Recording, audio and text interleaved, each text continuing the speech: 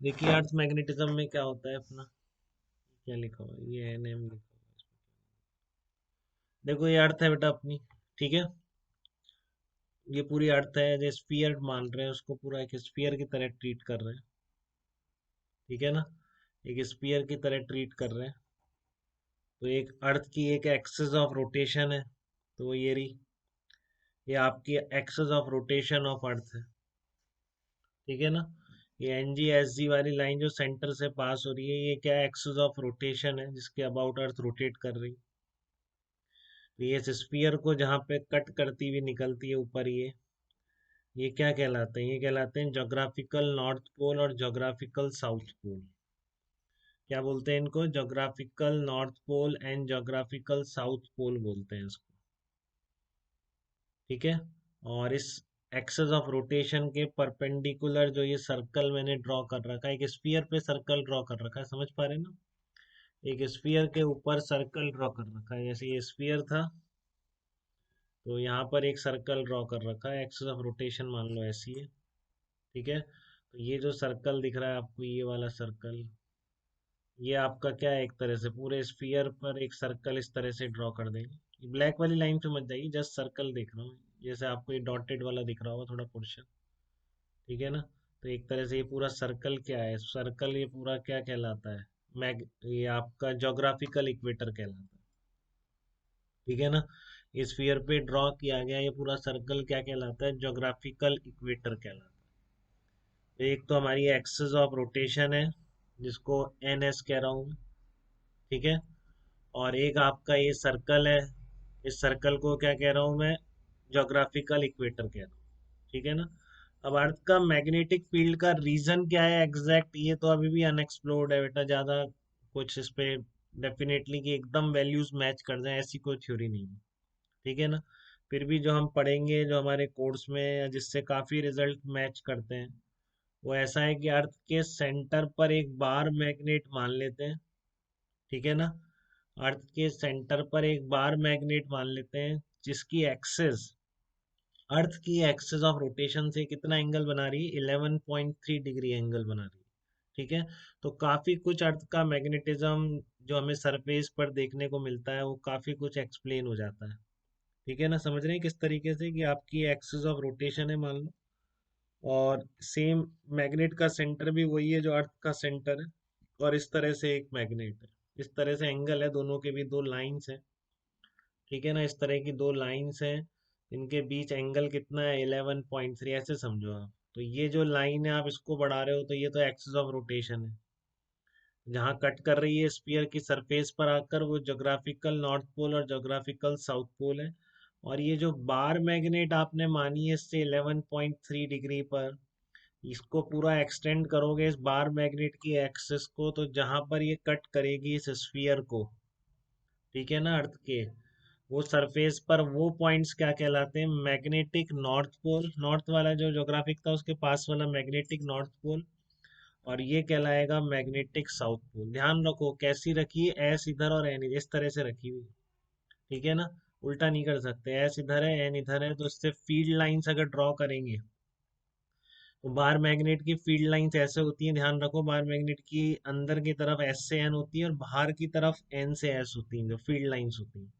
ये आपको उस लेक्चर 1 में बहुत क्लियरली ड्राइंग्स बना रखी है मैंने, ठीक है ना। इस ई मैक का जो लेक्चर 1 मिलेगा उसमें है, और लेक्चर 2 में अर्थ मैग्नेटिज्म है। तो लेक्चर 1 में बार मैग्नेट की फील्ड लाइंस बता रखी है मैंने, और सोलेनोइड की भी एकदम सेम सी होती है, ठीक है ना। तो इसलिए आप क्या कहेंगे कि एस से लेकर एन, इसके अंदर एस से एन की तरफ होती है, बाहर एन से एस की तरफ फील्ड लाइन शो करते हैं। तो यहाँ पर एक मैग्नेट रख दी सेंटर पे, और फिर आपकी ये फील्ड लाइंस इस तरीके से बन रही है, ठीक है ना। तो आपको पता है बार मैग्नेट एक एम वेक्टर की तरह है, तो एम वेक्टर की पूरी एक्सिस पर field intensity along the axis ही रहती है, ठीक है ना। ई वेक्टर पे, ये जो आपका एम वेक्टर होता है इसकी पूरी एक्सिस पर फील्ड इंटेंसिटी हमेशा एम वेक्टर के अलोंग रहती है, ठीक है।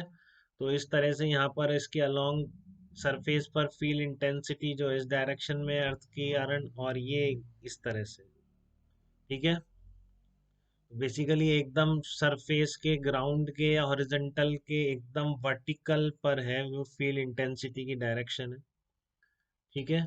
और जो इस एक्सिस के परपेंडिकुलर एक सर्कल बनेगा, देखो दो एक्सिस हैं, एक तो अर्थ की एक्सिस ऑफ रोटेशन और एक मैग्नेटिक एक्सिस है जो अपन ने बार मैग्नेट मानी। तो इस बार मैग्नेट की जो एक्सिस है इसके परपेंडिकुलर जो सर्कल है that is called magnetic equator. ठीक है ना। एक्सिस ऑफ रोटेशन के जो परपेंडिकुलर सर्कल होता है that is called geographical equator.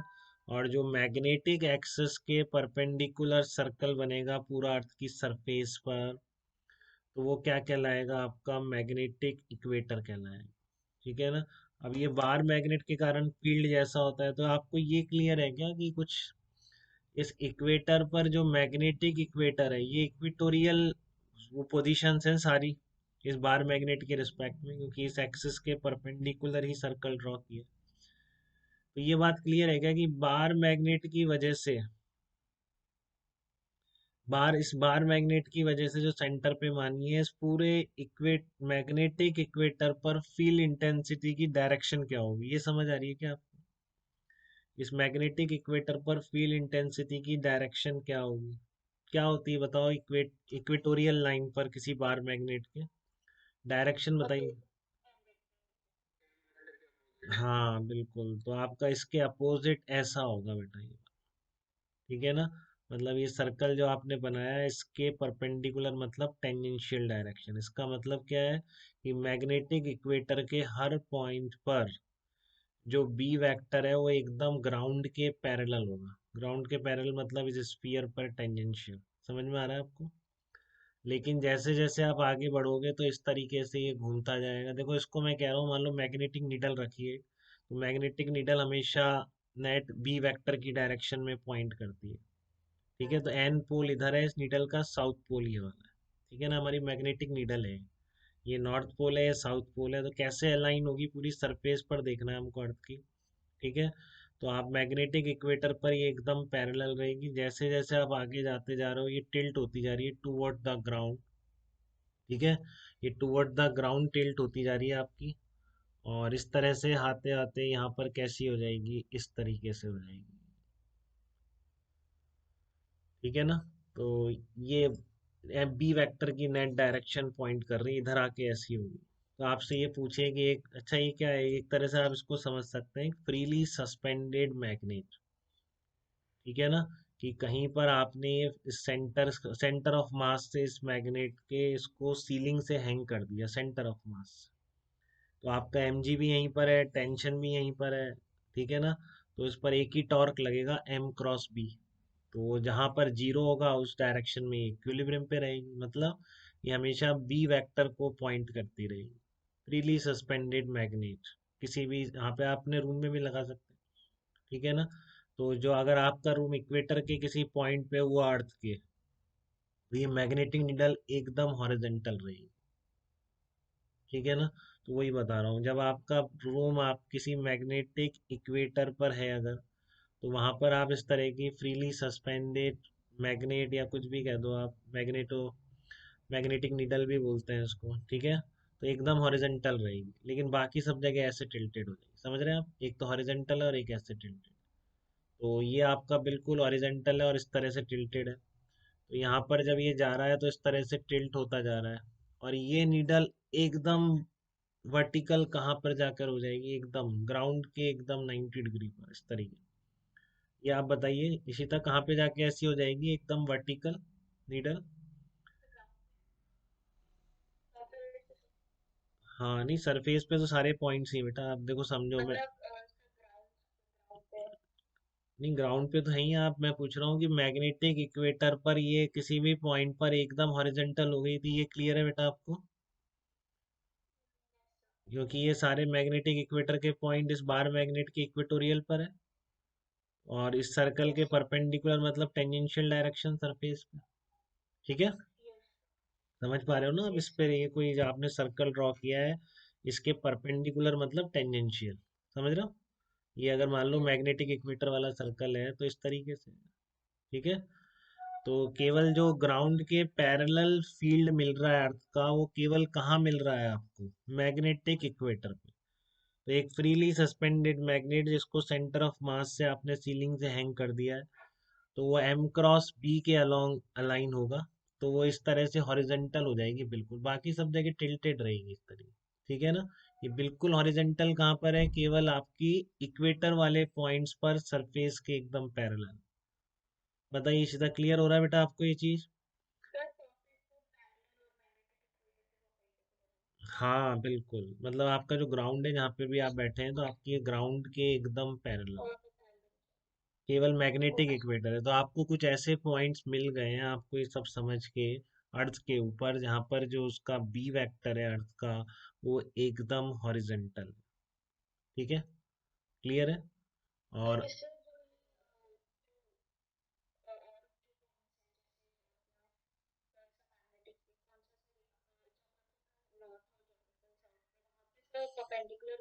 हाँ, यहाँ पर आके मैग्नेटिक नॉर्थ और मैग्नेटिक साउथ में एग्जैक्टली यहाँ पे नहीं होगी, बट ये पॉइंट जो है ये आपकी, इसलिए मैं बता रहा हूँ, अब ये ध्यान से देखो, देखो ये आपकी पिक्चर दिमाग में रहेगी तो आप कंफ्यूज तरह से है, फिर ये निडल ऐसे घूमती जा रही है इधर, समझ रहे हैं?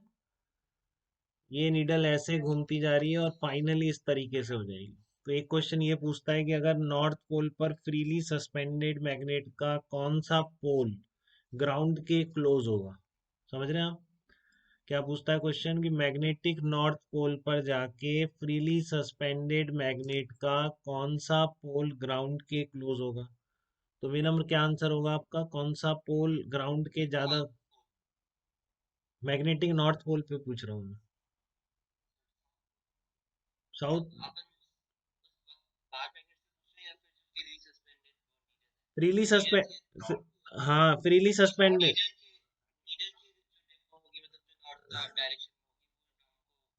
ज्यादा क्लोज होगी। हाँ बिल्कुल, यही पूछ रहा हूँ, इसका कोई नहीं पूछता कि ये क्या है, आपसे ये पूछता है कि फ्रीली सस्पेंडेड मैग्नेट का कौन सा पोल नॉर्थ पोल पर जाके, मैग्नेटिक नॉर्थ पोल पे जाके, या मैग्नेटिक ना लिखे तो भी आप वही समझ लेना, ये बहुत क्लोज है। ठीक है ना। तो कभी वो इस केस, नहीं मैग्नेटिक नॉर्थ पोल पर तो ये नॉर्थ है ना बेटा, ये देखो ये ब्लैक टिप है ना, ये नॉर्थ पोल है, ये पिक्चर दिमाग में रखो आप एक। ठीक है ना।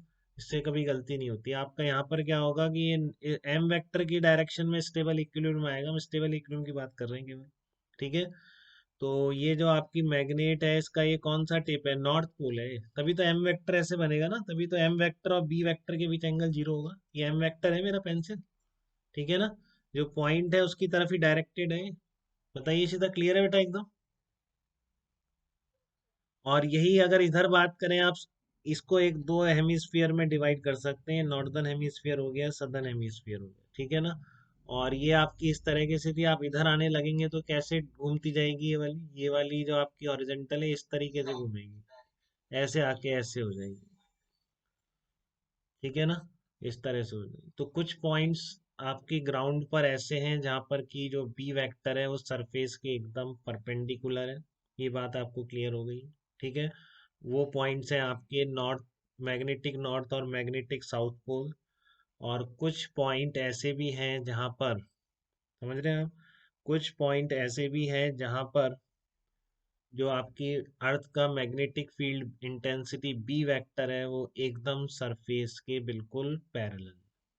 तो जहां पर वो एकदम पैरेलल होती है सरफेस के, वो पॉइंट्स क्या कहलाते हैं, वो पॉइंट्स कहलाते हैं आपके मैग्नेटिक इक्वेटर वाले पॉइंट्स हैं। और जहाँ परपेंडिकुलर है वो आपके मैग्नेटिक नॉर्थ और मैग्नेटिक साउथ पोल।